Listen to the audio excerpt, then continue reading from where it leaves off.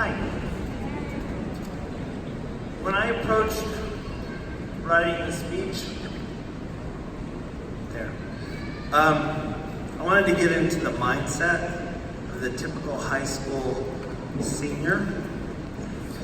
So when I got home last night at 3:30, I set my alarm for 5:30, and I got up this morning and wrote this.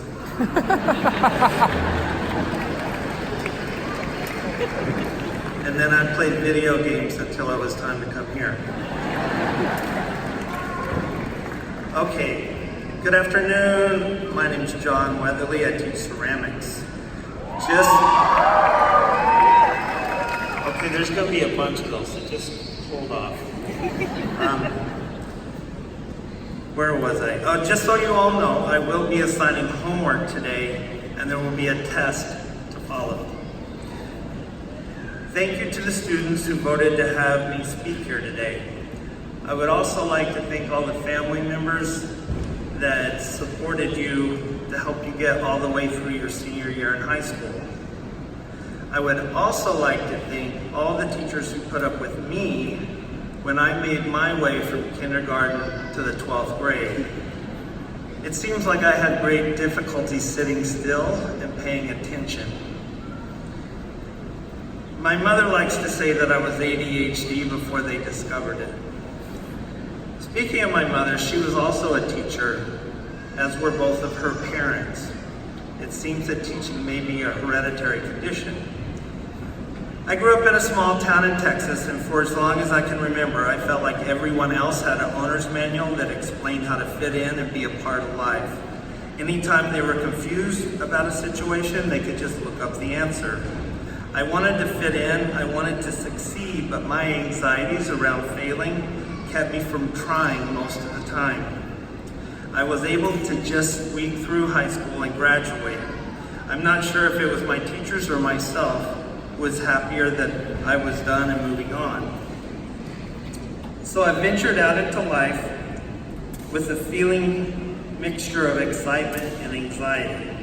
Excitement to be out on my own, and anxiety because I really had no plan other than want to be a rock star.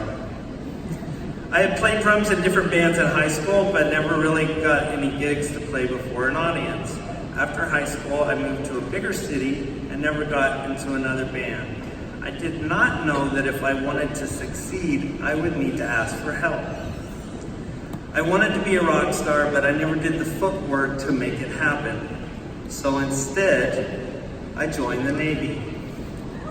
I'm not sure how many rock stars had the Navy down as their plan B, but that was mine. I flew to Orlando, Florida for boot camp. After about 30 minutes, I realized I had made a really big mistake. Unfortunately, I'd signed up for 6 years. That part's true. Even though I did not fit in the Navy very well, and I often wanted to get out, it was a major turning point in my life for the positive. I was a student in the Navy Nuclear Power School. The first thing they taught us was how to study. As far as I can remember, nobody had ever taught me how to study before. Well, someone may have tried at some point, but I was busy not sitting still. The Navy was much more insistent that I pay attention, so I did. I began to realize that I really could learn. At the end of the classroom phase of this school, we had a 64-page final exam. This covered everything we've learned for the past 6 months. And it was printed on pink paper, which was supposed to calm us down. If you've never taken a 64-page pink test, it's something you really ought to try. If we failed this test, we were out of the program. It didn't matter what our GPA was. We took the test in the morning, and in the late afternoon, they posted the grades in the windows at the end of a hallway. That's how they posted grades before the internet.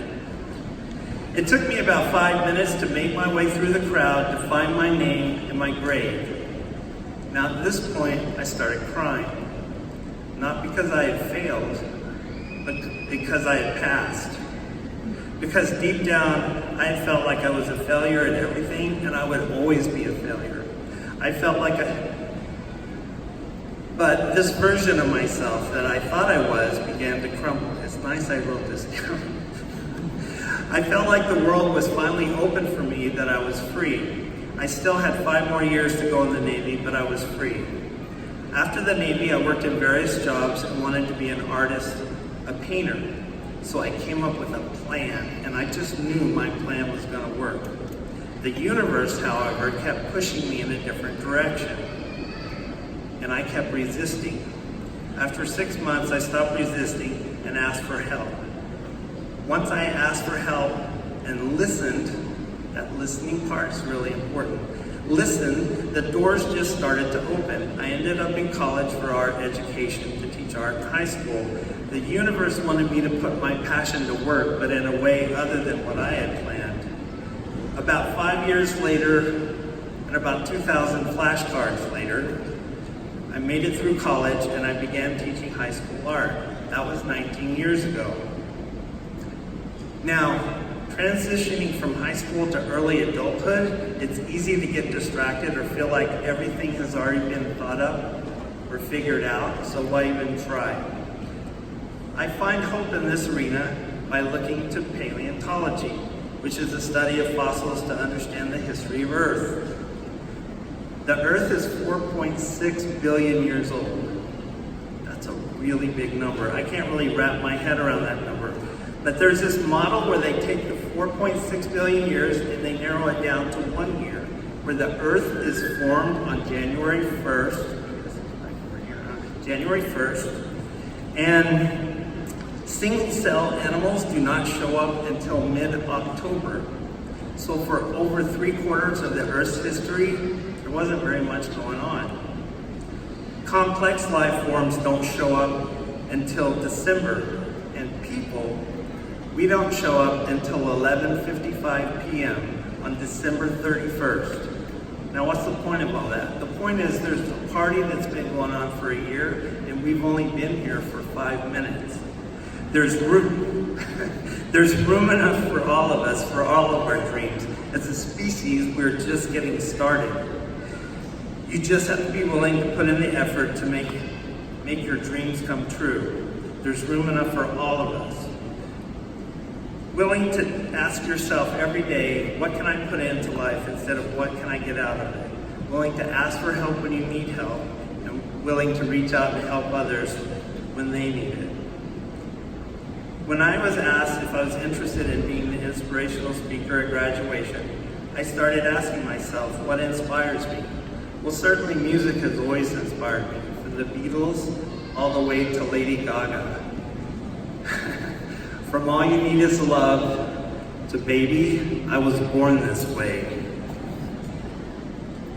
I am also inspired by art. Some art just moves my heart in ways that can't be accomplished through words alone. What inspires me the most, though, are my relationships with other people, the friends, family that enrich my life. At school, my best friend Carl, or Mr. Bolton, has always been there whenever I needed to talk to somebody to help get through the day. He was the first person that approached me when I started working at Patrick Henry, and he's just been an awesome friend the whole way through. My BFF Aaron inspires me as we share our ups and downs of life, the challenges of making art, and the effort it takes to become better men. If you don't have a BFF, I highly recommend you get one. They make life a lot better. Becoming a father and having children in my life changed my view of the world. It really opened my heart.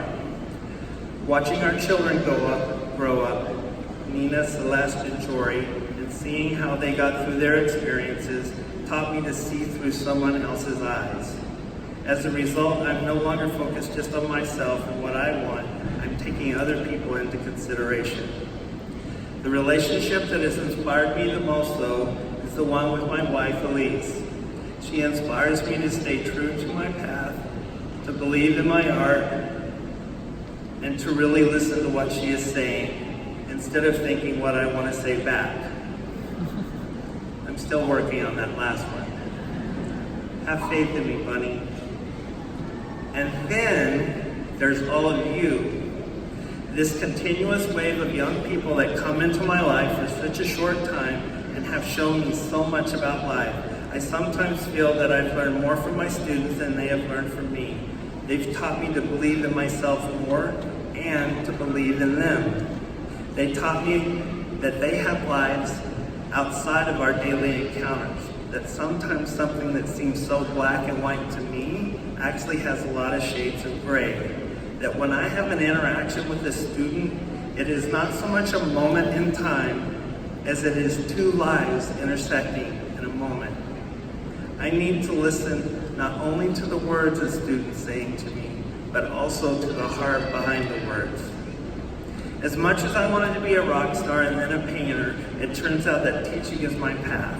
Paths come in all shapes and sizes and can take a person in many different directions.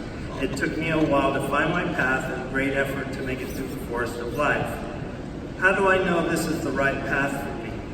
I've had many experiences in the classroom when working with a student or just listening to a student tell me about their day, and I get the feeling to the center of my being that I know this is why I was put here. This is what I was meant to do. This is where I fit in. And it is my greatest hope for all of you that you are able to slow down long enough to find where you fit in, to find your path, to find how it is that you can serve your purpose in life. Okay, it's time to switch things up. So here's your homework. As you walk out of here today, pay attention to your path. Take responsibility for your journey. You've been preparing for this for a long time. You're at a crossroads and decisions need to be made. So get out there and make them. You may come to a dead end or have setbacks along the way. You can always backtrack and find another way forward. If you get stuck or end up somewhere off the path, ask for help. Do not hesitate to help others along the way, for we are all striving for the same goal, which we can all achieve. There's room enough for every one of us to find a satisfying, meaningful life. Do you guys like extra credit? Okay, there's at least one of you. Thank you. For daily extra credit, ask someone you do not know, this part's really important, someone you do not know how their day is going, and then look into their eyes and listen to what they tell you. You don't have to fix them or give them solutions, just listen to them and wish them well and be on your way. That simple task always brightens my day and makes my heart bigger.